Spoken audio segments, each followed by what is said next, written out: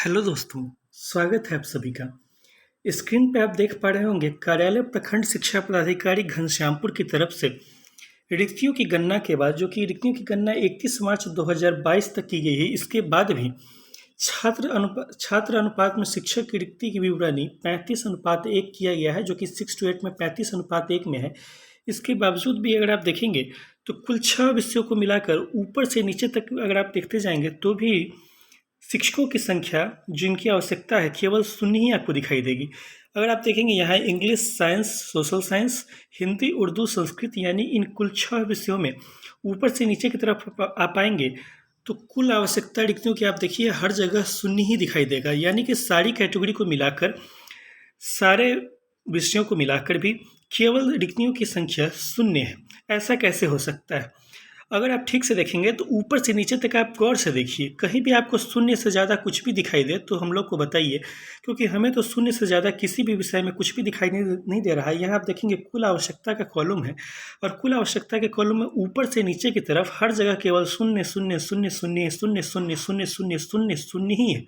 जीवन ही शून्य लग रहा है इसको देखकर, क्योंकि इसमें केवल शून्य ही है। अब तो ये बात हुई कि पूरा का पूरा एक ब्लॉक में आखिरकार 6 विषय में केवल रिक्तियों की जो गणना की गई, इसके बाद आवश्यकता शून्य कैसे हो सकती है? बाएं तरफ चलते हैं कि किस विषय में कितने शिक्षक कार्यरत है और इस विद्यालय में कितने छात्र नामांकित है। यहाँ पर अगर आप देखते हैं तो आपको पता चलेगा। नीचे की तरफ अगर आप देखते हैं तो जैसे एक मिडिल स्कूल है, 11वें नंबर पर आप देखिए, इसका नाम है, उच्चारण में शायद थोड़ा सा दिक्कत हो जाए, यहाँ के जो लोग हैं वो अपना उच्चारण सुधार लेंगे। मिडिल स्कूल पोहद्दी बेला 11वें नंबर पे स्कूल है। इसमें अगर आप देखेंगे छात्र संख्या हिंदी 470। हिंदी का मतलब हिंदी विषय में नहीं, ये सामान्य विषय होता है। पहले भी बता चुके हैं कि 2 तरह के विषय होते हैं, एक तो हिंदी विद्यालय होते हैं, सामान्य विद्यालय होते हैं, दूसरा उर्दू विद्यालय होते हैं। तो इसमें सामान्य बच्चे जो हैं इस विद्यालय में 470 हैं, और इन 470 बच्चों के अनुपात में अगर उर्दू मिला लीजिएगा इसमें तब तो और 470 के अलावा 141 और ऐड करना पड़ेगा, लेकिन आप केवल 470 को ही मान के चलिए। तो अब देखते हैं कि इस विद्यालय में किस विषय में कितने शिक्षक कार्यरत हैं। जरा देखिए, इंग्लिश विषय में इसी विद्यालय में 1 शिक्षक कार्यरत है।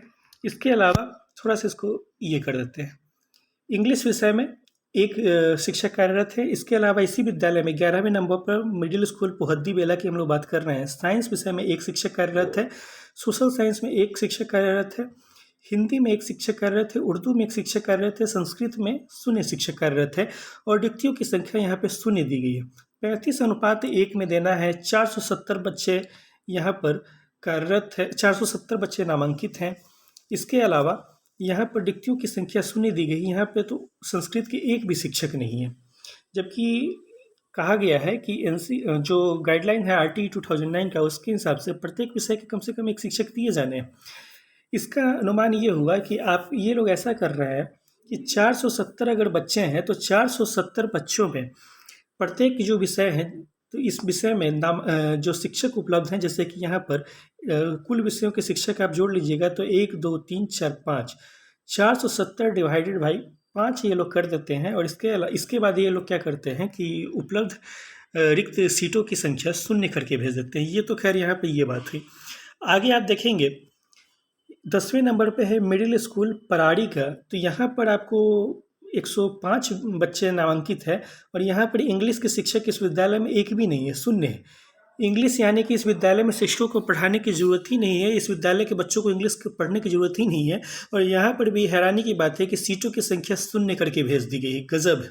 मतलब कि 105 अगर बच्चे हैं तो इसके अनुपात में 2 टीचर हो गए तो पर्याप्त है, ये पर्याप्त मान रहे हैं। आप बताइए कि ऊपर में लिखा गया है, यहाँ पर अगर आप जूम करके देखेंगे तो 6 से 8 में 35:1 में देना है, ठीक है। और गणित के भी कोई भी साधारण विद्यार्थी भी होंगे तो बताइए कि 105 बच्चे नामांकित हैं और यहाँ पर केवल 2 शिक्षक हैं इस विद्यालय में।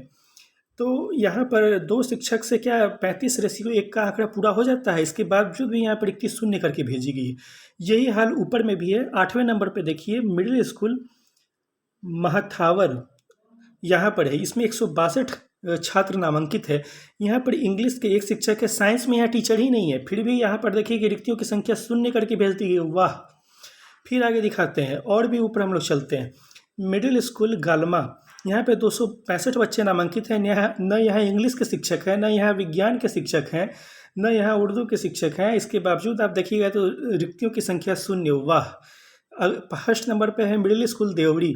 यहाँ पे 232 बच्चे नामांकित है। इंग्लिश के एक टीचर यहाँ पे कार्यरत है, साइंस के टीचर ही नहीं है, फिर भी यहाँ पर रिक्तियों की संख्या 0 करके भेजी गई। वाह। सेकेंड नंबर पे है मिडिल स्कूल देथुआ। यहाँ पे 169 बच्चे नामांकित हैं। इस विद्यालय में इंग्लिश के एक भी शिक्षक नहीं है, हिंदी के एक भी शिक्षक नहीं है, उर्दू के एक भी शिक्षक नहीं है, और यहाँ पर कुल आवश्यकता 0 करके भेजी गई। वाह।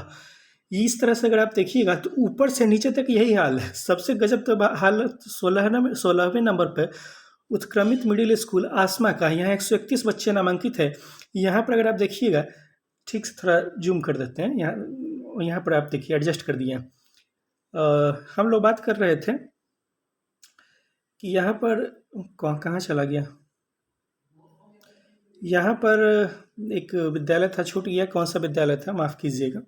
उस विद्यालय की हम लोग चर्चा कर रहे थे, शायद 8वें नंबर पर मिडिल स्कूल माथावर की बात कर रहे थे कि 162 बच्चे हैं यहाँ पर। यहाँ भी अगर आप देखिएगा तो आपको साइंस के एक भी टीचर नहीं है।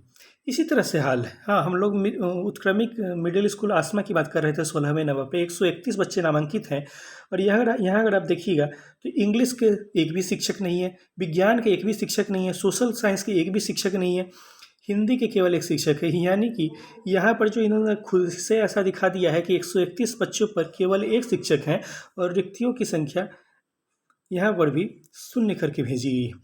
इसी तरह से हालत और भी विद्यालयों की है। यहाँ पर अगर आप देखेंगे उत्क्रमित मिडिल स्कूल दोथा, यहाँ भी 106 बच्चे नामांकित है, और रिक्तियों की संख्या 0 करके भेजी गई। इसके अलावा भी और भी विद्यालय हैं।